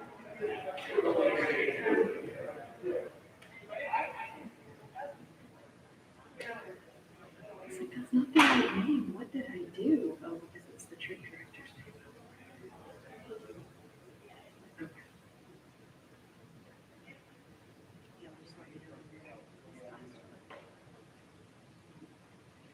We're ready. All right. I feel like so far we're like pretty clear, except for the costume is so good. That one is, I mean, tripping me out because, I mean, in different ways they were both, but it's hard to even compare them because they were such different shows. Yes, That One was Anastasia, right? and the other one was this weird play I've heard of. me too. But Oh, they yeah. both did their research, they both, I mean, Great reason. great communication, you know what I mean? Like, Yeah. Hard. that one was hard, but I think just due to the fact that the different color choices in Anastasia's dresses, there was a lot more dimension. And the And her stages of designs. life. Those renderings are beautiful. Yeah, I think too. for that reason, which is her, but Yeah. other than to like go on to do this in life. Yes. Okay, so I'm gonna go double check on Summer. This isn't like a live thing, right? Like this is his video This is again? his video again. Okay. So I have his presentation right there, so you just click on the video, and then this tab here is the open water submission portal, and that has his bite, like his Oh, yeah, materials, yeah. I guess, in it. I judged his. Yeah, I think I. Yeah, so you can open up that PDF, I'll just open that up for y'all. And there you go. So y'all can look through that, watch his presentation again. Good job. Okay, I'm gonna go check on the other two. I'll be right back.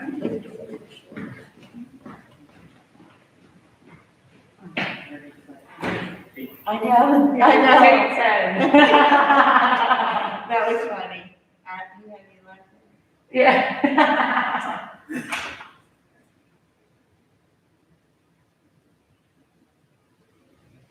Hello, my name is John Lang, and I'm here to present my lighting design for my school's production of Elephant's Graveyard.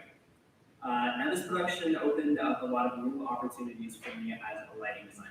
This is because the director chose to stage this production in my school's black box theater. I have never done a long show inside of the black box theater, primarily lighting shows out at my school's PAC. My school's PAC is just a basic proscenium arch theater with a small apron, very simplistic lighting. In the black box, you have a lot of new opportunities. On my light plot, you can see that there is a lighting rig that covers almost the entirety of the room. This means that I can hang a light from any position in this room and angle it so that it hits whoever I need on stage. This is something that was very new to me. In the black box, we also have a large amount of colored LEDs. Now, out in the PAC, you can use color, but typically you have to gel the lights, which very much so restricts what you can do when it comes to color. But in this black box, we have a large amount of LED floodlights, just color source bars. These LED floodlights allow you to choose whatever color you want for every single hue. That means you can have a different color for every single hue if you so wish, which was a very big deal for me. Now, I did choose to go with a very basic, just simple color that I used for the majority of the show. But in a couple of scenes, I did choose to mix it up a little bit. In specific, near the end of the show, the ringmaster comes out late at night, and I chose to go with a blue wash for that scene. We originally started with the idea of having an arena-style stage. This was in the original concept that we were going to have an arena-style stage. While that is a big challenge to the actors, it is just as big a challenge to the lighting designer. The actors have to act to four sides of the stage, and the lighting designer, as a consequence, has to light them on all four sides. They have to be visible wherever they're looking. This started out as a bit of a challenge that I was willing to take on for my design. Luckily, there was no set that I had to deal with to obstruct my lights. The director chose to go with 3 blocks, 1 small and 2 large. They move around throughout the show and don't provide any significant challenge for me as a lighting designer, other than the fact that in some scenes, characters will get up on top of them. So I had to make sure that there was enough lights to light them whenever they chose to go. There were some changes made throughout the production. Specifically, we chose to change from that arena-style stage to a thrust stage. That means that the audience was on 3 sides of the actors. This made the lighting design not all that different, because I was only removing 1 side's worth of light. But it did add in an element that I was actually quite excited to get to. The director decided that the climactic scene of the show should have some shadow puppetry. This means that we will on stage a floodlight, place it behind a large scrim that we put on one side of the audience, and have some bleed-through light. That way, several actors can use their full bodies to create a shadow puppet to depict the hanging of Mary. If you don't know the basic plot of the show, it revolves around the hanging of an elephant, or more specifically, the lynching of an elephant. I'll get more into that with the concepts. This shadow puppetry led to what was without a doubt my favorite book in the entire show.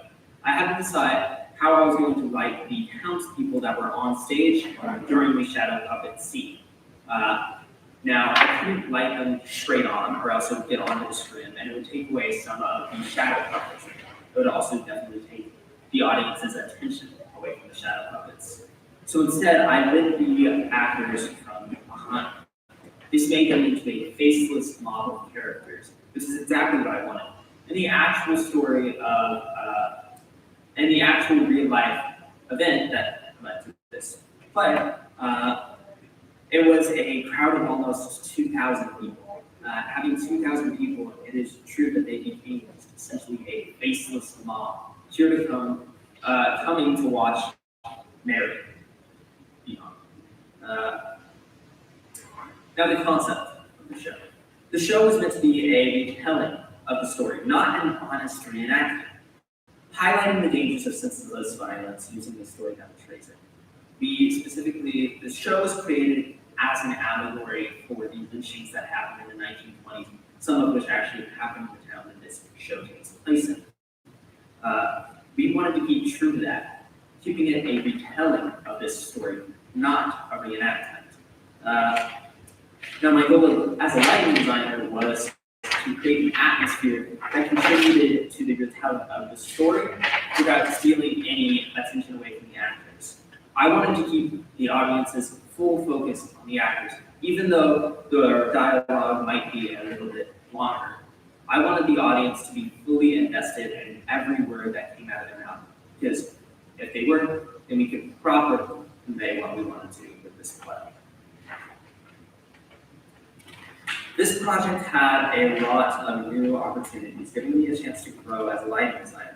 By collaborating with the director on making his ideas reality, I was able to make a design that helps the actors keep the audience's rapt attention throughout the entire show. And in doing so, create a lighting design that conveys the point of the show. Thank you very much. How big is their black box? And how much is that? And I'm driving from behind it. Y'all need to look at his artifact finder at all? I looked at it, well, he was talking. These are like just all, like, they're so close, like, and they're both great. It's hard to compare them because they're both so, they're also, you know, it's the best of the best. Right. It's here, you know. Exactly. Oh, makes our job harder. It does. Golly, they're all great. So we just fill out our form. Yeah. And we'll find out tomorrow. Yeah. Well, that she just announced, I think, the group ones Oh, God. for showcase. Because they submitted their form, and I mean, we're going off of what y'all say. What is the time? Like, since there's We'll two of have to us. look. Well, You we'll see have to what I'm look, saying? so like if there's, Maybe we Time should, before we issues. submit, maybe we should talk. I mean, like, if there were time issues, if there were issues with tech stuff and everything, of course, don't count off on that. I mean, time thing at like 20 minutes, time, I think. Right. When y'all were doing back and forth and everything, which I think is fantastic. I think it's great. So, Okay, we can, Okay. I have Alyssa for the costume construction. That's your Waitress. yeah, costumes. It was. I want to do it. I was gonna jump on that last June or whenever COVID hit, because it was coming out. And now we're back on tour. Okay, so, this one is gonna be like, I'm gonna go, I have to go with, Oh, we were your acting. Madison. He's so excited. So on the design, I like the, I'm sorry. no, I might cry a little. I'm excited. The, Anastasia one. Yeah, agreed. Okay. I mean, The other girl was amazing in her. they both were. Is she your kid? Brianna? No. Oh, okay. Brianna saw just her came, here. well, she just came in because she Oh, was here and then she had a group performance and missed the theater for life scholarship meeting. Oh, okay. So I was like, well, I'll tell Holly. They actually, yeah. Mhm. So makeup design. I I made them, kinda like, go ahead. I'm sorry. I put, Zariah, her makeup design because It was. well, the fact that she was able to use regular paper, real makeup, and then put all that was impressive to me. Like, It she was used like so limited impressive, resources. Yeah. Did I, Maggie have pictures of hers applied at all? no, that was the issue I had with her. So hers was like, it was good, but I it was, mean, it was she digitalized. did, I mean, she did. Yeah, She she showed us pictures. side by side on her computer, but you really couldn't see the detail in the work, like the other. Well, and I mean, a lot of And times it actually comes down love- to the presentation style. Yeah, and I actually loved Maggie's, interpretation and using the insects to go along with the makeup. I really loved that. And she did so good, like Yeah. speaking, even though she said she was hard at speaking. Right. She did a great job, but I think that Yeah. Zariah, with I the felt like limited it. resources that she had, was absolutely fantastic. I personally thought Savannah did a great job, better job, explaining her design than John did, even though they had kind of similar paperwork. Yes, all in the time. Yeah. That was my first choice. Okay, cool, so I think we're on the same page. So, Perfection. Oh my gosh, I'm so excited. That's super I exciting. never had my kids win that. That's really cool. One of mine is showcase or competing tomorrow for showcase. And so we're all very excited. Oh, y'all are tomorrow, are y'all still in musical? Okay. Yeah, I'm gonna go watch. I don't know if I need to turn this on. I'm gonna leave it on mute. Hey, how's it going? Good. Okay. Walk through. Okay, I'll see y'all. Bye. Bye. Thank you again, Melissa. Of course. I loved it. Yes. Put the napkin table. Clean up. Yes. We're ready to get out of here.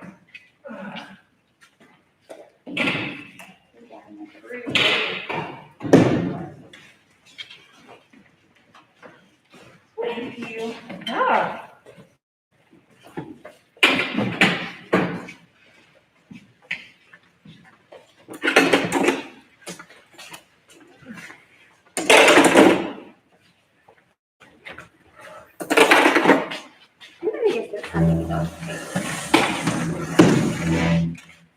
So is this how the virtual setup is? Yeah, so I didn't really even looking at camera. I just like literally looked at screen like that one is still on. Oh.